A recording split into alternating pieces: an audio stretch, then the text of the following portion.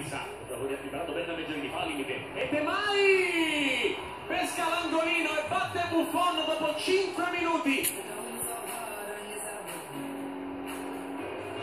Palla verso Hernanes, lascia centrale di campo, può andare anche al tiro da lì, ci va Hernanes, Bizzarri gli dice di no.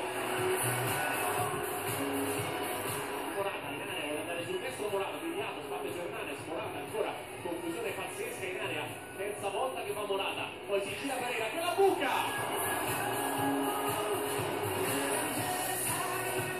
Castro un po' controgrossare sul secondo palo, Meggiolini la rimette in mezzo, Paloschi non la tocca, Buffon fa un miracolo su Cesar.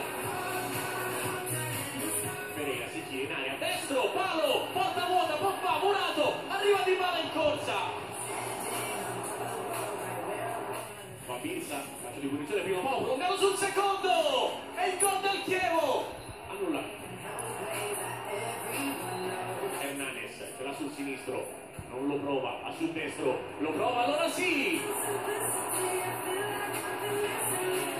Alla fine va Hernanes a giro! Bizzarri in calcio d'angolo. Era di rigore ancora il colombiano, va giù, calcio di rigore. Dybala contro Bizzarri.